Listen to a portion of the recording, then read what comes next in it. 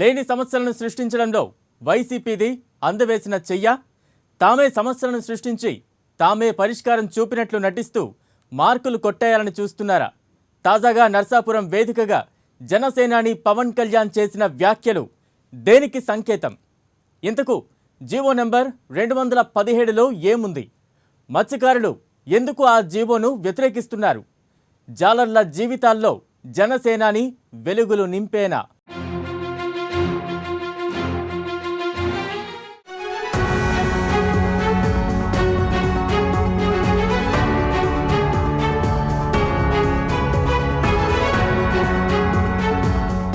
జనసేన అధినేత పవన్ కళ్యాణ్ మరోసారి జగన్ సర్కారుపై తీవ్ర స్థాయిలో మండిపడ్డారు.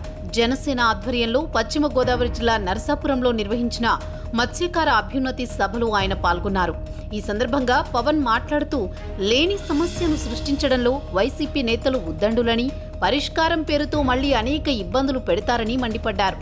మత్స్యకారులకు వ్యతిరేకంగా ప్రభుత్వం 217 జీవోను తీసుకొచ్చిందని, దాన్ని వెనక్కి తీసుకునేదాకా జనసేన పోరాటం సాగిస్తుందని స్పష్టం చేశారు.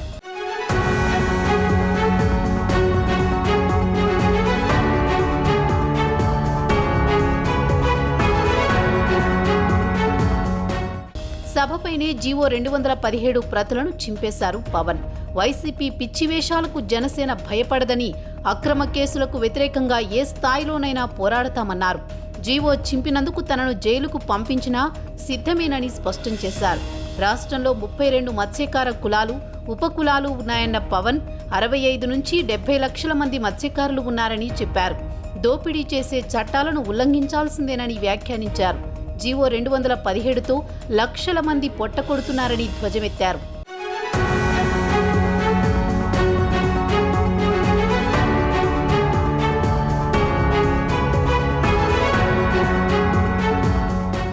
ఆన్లైన్ విధానం ద్వారా మత్స్యకారుల జీవనోపాధిని దెబ్బతీయొద్దని డిమాండ్ చేశారు పవన్. జనసేన ప్రభుత్వం వచ్చిన వారంలోనే జీవో 217 ఉపసంహరణ దిశగా చర్యలు తీసుకుంటామన్నారు. మత్స్యకారులు ఇచ్చే స్ఫూర్తితోనే తాను పోరాటం చేస్తున్నానని తెలిపారు. మత్స్యకారుల అభివృద్ధి కోసం జనసేన అండగా ఉంటుందని హామీ ఇచ్చిన పవన్ తాను మాటల వ్యక్తిని కాదని చేతల వ్యక్తినని అన్నారు. గంగవరంలో జెట్టి పేరుతో మత్స్యకారులను నిరాశ్రయులను చేశారని జనసేనాని తీవ్ర ఆగ్రహం వ్యక్తం చేశారు. జరిగిన అన్యాయానికి మత్స్యకారులు ఎదురొడ్డి పోరాడాలని పిలుపునిచ్చారు.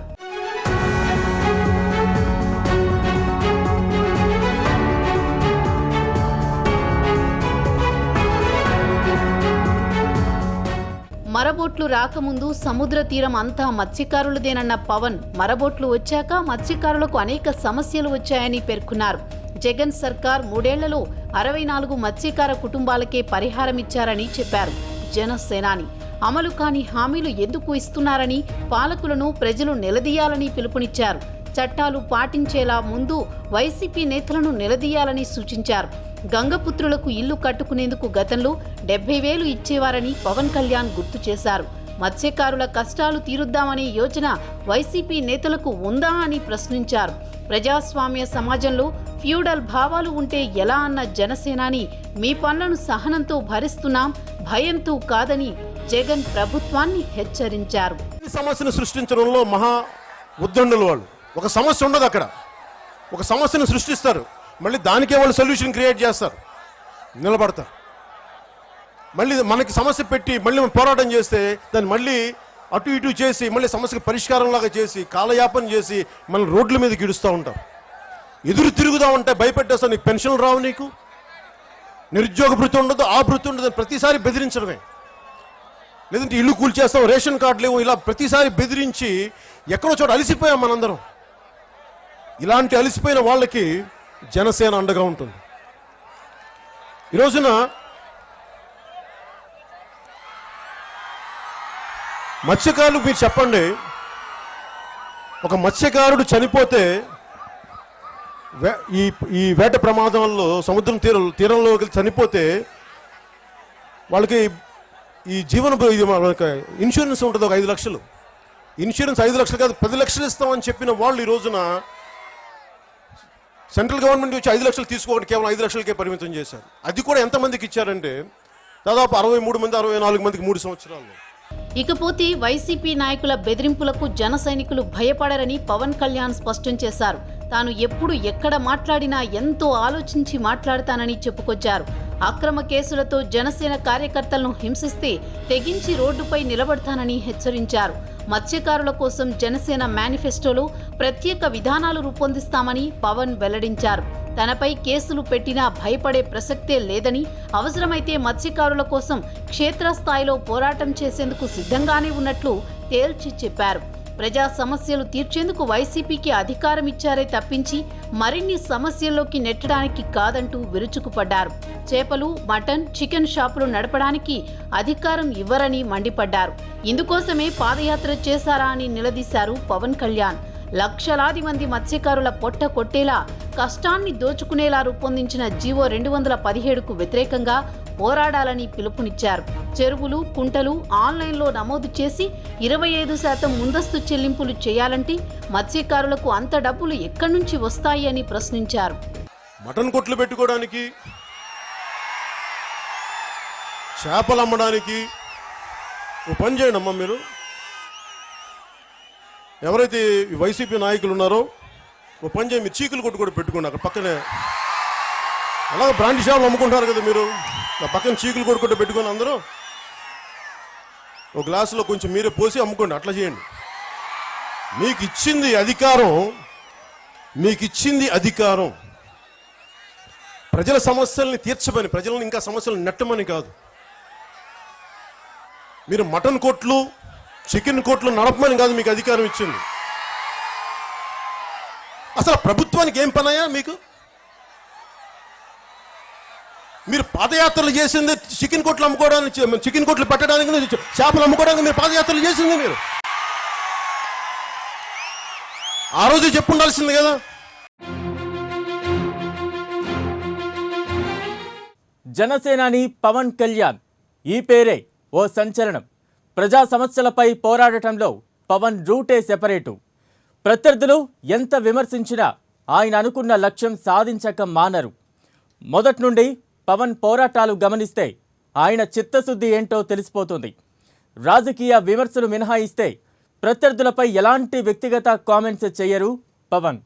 అయితే పవన్ను రాజకీయంగా ఎదుర్కోలేకో ఏమో గాని ఆయనపై ప్రత్యర్థులు ఇష్టానుసారం మాట్లాడడం పలుసార్లు మనం చూసాం. రోడ్లు, విశాఖ ఉక్కు, మత్స్యకారుల కోసం ఇలా పవన్ ఏ పోరాటం ఎంచుకున్నా అది యావత్ రాష్ట్ర ప్రజలకు మేలు చేసేదిలానే ఉంది.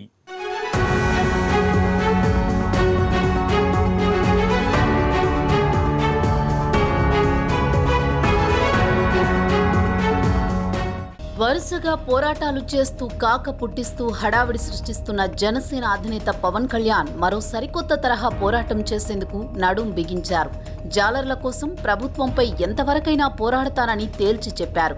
రాజకీయాల్లోనూ హీరోయిజం చూపాలన్నదే జనసేనాని లక్ష్యంగా కనిపిస్తోంది. ప్రజా సమస్యల పరిష్కారానికి పోరాటమే తప్ప వంగి వంగి సలాములు చేసేది లేదన్న జనసేనాని మాటలు ఈ విషయాన్ని స్పష్టం చేస్తున్నాయి. పవన్ చేసిన అనేక పోరాటాలు అన్ని మానవ జీవితాలకు ముడిపడిన అంశాలే. గతంలో రోడ్ల కోసం పోరాటం చేశారు. ఏపీలో అస్తవ్యస్తంగా ఉన్న రోడ్ల కారణంగా ప్రమాదాలు చోటు చేసుకుంటున్నాయని ప్రభుత్వంపై పోరాటంతో ధ్వజమెత్తారు. సొంత ఖర్చుతో రోడ్లకు మరమ్మతు చేసే కార్యక్రమానికి శ్రీకారం చుట్టారు. రాష్ట్ర వ్యాప్తంగా జనసేన చేపట్టిన రోడ్ల మరమ్మతు కార్యక్రమం ప్రభుత్వానికి చెంపపెట్టుగా అప్పట్లో పెద్ద చర్చ జరిగింది. ఇక విశాఖ ఉక్కు కోసం జనసేన ఏ రేంజ్లో గళమెత్తిందో ప్రత్యేకంగా చెప్పక్కర్లేదు. ప్రజల కోసం కేంద్రంలో అధికారంలో ఉన్న మిత్రపక్షం బీజేపీపైనే పోరాటానికి సిద్ధపడ్డారు పవన్. ఇప్పుడు దాదాపు 70 లక్షల మంది మత్స్యకారులకు అండగా జీవో 217ను రద్దు చేయాలంటూ పోరాటం చేస్తున్నారు. ఇలా ఏది తీసుకున్నా జనసేనాని పవన్ పోరాటాలన్నీ హార్ట్ను టచ్ చేసేవి, యావత్ ప్రజల సంక్షేమానికి సంబంధించినవే.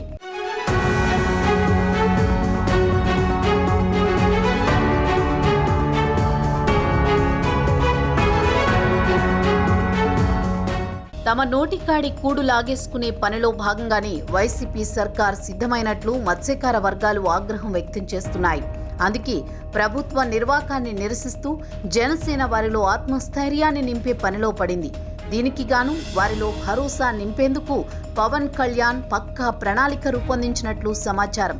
రాబోయే రోజుల్లో వైసీపీ ఆగడాలను ఎండగట్టే క్రమంలో ఎంతకైనా పోరాడాలని ఆలోచిస్తున్నట్లు చెబుతున్నారు. మత్స్యకారుల కుటుంబాల్లో వెలుగులు నింపే పనిలో భాగంగానే పవన్ కళ్యాణ్ ముందుకు అడుగేస్తున్నట్లు తెలుస్తోంది. రాష్ట్రంలో మత్స్యకారులు నివసించే గ్రామాల్లో పర్యటించి వారి జీవనోపాధికి ఢోకా లేదని చెప్పేందుకు రెడీ అయినట్లు చెబుతున్నారు.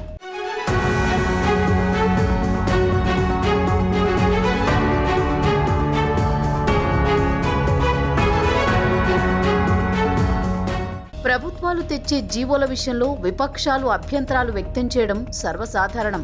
విపక్షాలే కాదు, సాధారణ ప్రజానీకం కూడా ప్రభుత్వాలు చేపట్టే ప్రజా వ్యతిరేక చర్యల్ని తీవ్రంగా నిరసిస్తూ జీవోల్ని చించిపారేయడం, కాల్చిపారేయడం తరచూ చూస్తుంటాం. తెలుగు సినీ పరిశ్రమకు లేని సమస్యను ఆంధ్రప్రదేశ్ ప్రభుత్వం అంటగట్టింది.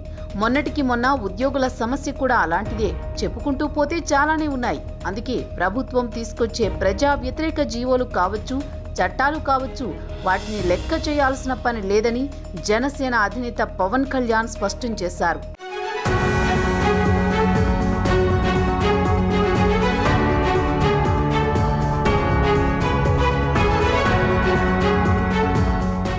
అసలు జీవో నెంబర్ 217లో ఏముంది? ఎందుకు ఆ జీవో ఇంత పెద్ద వివాదానికి కారణమైంది? 217 జీవోపై వైసీపీ మంత్రులు చేస్తోన్న వాదనలో నిజమెంత? దీనిపై మత్స్యకారులు చెబుతున్నదేంటి? ఇందులో ఎవరి వాదన కరెక్ట్? జాలర్ల కోసం పోరాడుతున్న జనసేనానిపై అధికార పక్షం అడ్డకోలు కామెంట్స్ చేస్తోందా?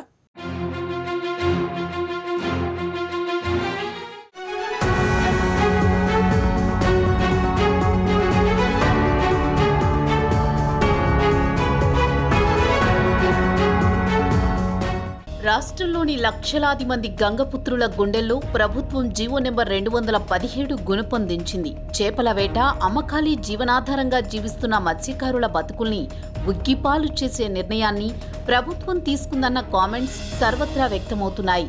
తరతరాలుగా తాత ముత్తాతల నాటి నుంచి కుటుంబ పోషణకు చేపల చెరువులే ఆదాయ వనరుగా బతుకుతున్న వారిని ఆ వృత్తికి దూరం చేసే ఉత్తర్వులను విడుదల చేసిందని, గతంలో ఎన్నడూ ఏ ప్రభుత్వమూ చేయని విధంగా తమ జీవితాలతో చెలగాటమాడే నిర్ణయాన్ని ప్రభుత్వం తీసుకుందని మత్స్యకారులు వాపోతున్నారు. ఇందుకు ఆ జీవోలో ఏముందంటే, ఇక నుంచి చేపల చెరువులను ఆన్లైన్ టెండర్ ప్రక్రియ ద్వారా వేలం వేయాలని నిర్ణయిస్తూ జీవో నెంబర్ 217ని జారీ చేసింది ప్రభుత్వం. దీనివల్ల బడా కాంట్రాక్టర్లు చేపల చెరువులపై కన్నేసే అవకాశం మెండుగా ఉన్నాయి. ఇంతవరకు మత్స్యకార సంఘాలు మాత్రమే చేపల చెరువులను వేలంలో చేజిక్కించుకుని లీజు సొమ్ము ప్రభుత్వానికి చెల్లించేవి. ఒక్కో సంఘంలో వందలాది మత్స్యకారులు సభ్యులుగా ఉంటారు.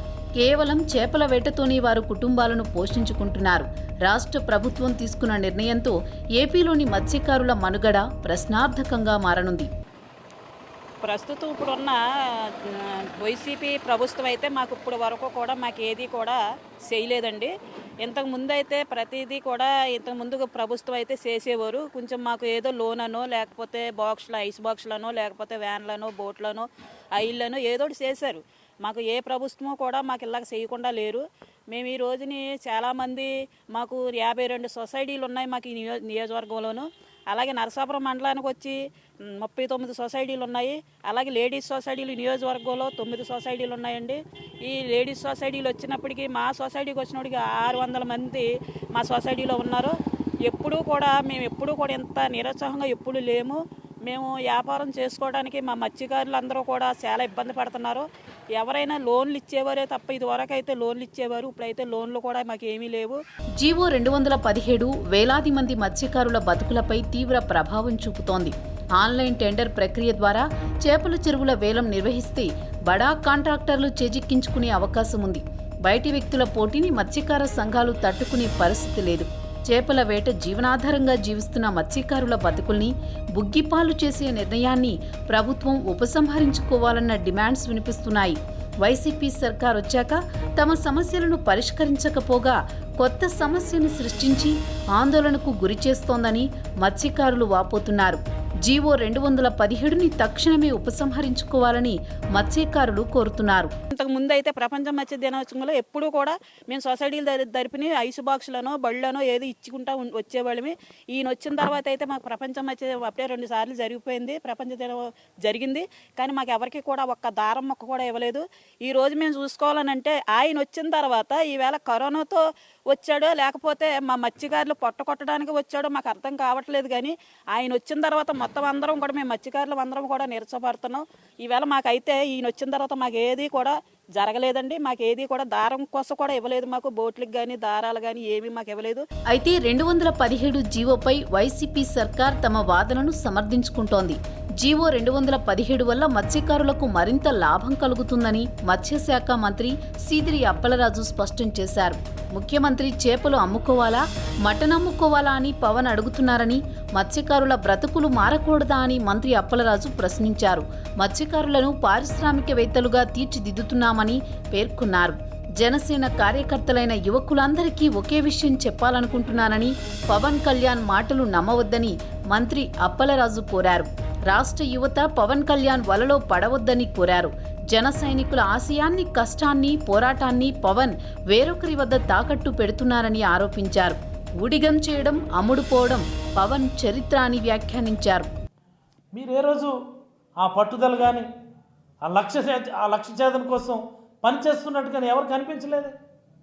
ఆడుతూ పాడుతూ రాజకీయాలు, పేమెంట్ రాజకీయాలు, ప్యాకేజ్ రాజకీయాలు, అమ్ముడుపోయే రాజకీయాలు, ఊడిగం చేసే రాజకీయాలు. నరసాపురంలో మత్స్యకారులకు మద్దతుగా నిర్వహించిన భారీ బహిరంగ సభలో పవన్ కళ్యాణ్ చేసిన వ్యాఖ్యలకు వైసీపీ రాజ్యసభ సభ్యుడు మోపిదేవి వెంకటరమణ కౌంటర్ ఇచ్చారు. జీవో నెంబర్ 217కు సముద్రంలో చేపల వేటకు వెళ్లే మత్స్యకారులకు ఎటువంటి సంబంధం లేదని స్పష్టం చేశారు. ఆ విషయం కూడా తెలియని అజ్ఞాని ఆ జీవోను చింపేశానంటాడని, బాధ్యత గల ఓ పార్టీ నాయకుడిగా ప్రజల ముందు వాస్తవాలు మాట్లాడాలని హితవు పలికారు. పవన్ కళ్యాణ్ మాట్లాడిన స్క్రిప్ట్ మొత్తం టీడీపీ ఆఫీస్ నుంచి చంద్రబాబు నాయుడు డైరెక్షన్లో వచ్చిందని, దాన్ని పవన్ బట్టి పట్టి చదివినట్లు అనిపిస్తోందని అన్నారు. జనసేన నాయకులు మాట్లాడిన ఎక్కువ శాతం స్క్రిప్ట్ అంతా కూడాను తెలుగుదేశం పార్టీ ఆఫీస్ నుంచి చంద్రబాబు నాయుడు గారి యొక్క డైరెక్షన్లో స్క్రిప్ట్ రావటం, దాన్ని వీళ్ళు బట్టి పట్టి చదవటం మనకు ఆనవాయితీ కనిపిస్తుంది. వాళ్ళు మాట్లాడే విధానం బట్టి చూస్తున్నట్లయితే అదే కోవలో మరొక మారు అదే బాణీలో పవన్ కళ్యాణ్ గారు ప్రయాణం చేసేరనే దానికి ఇదొక మంచు తునక. ఒకవైపు తన భీమలా నాయక్ సినిమాని ప్రమోట్ చేసుకోవడం కోసం, రెండోది వారి యొక్క ఉనికిని కాపాడుకోవడం కోసం ఏర్పాటు చేయడం తప్పితే అంతకు మించి రెండో అంశం ప్రస్తావన లేనే లేదు.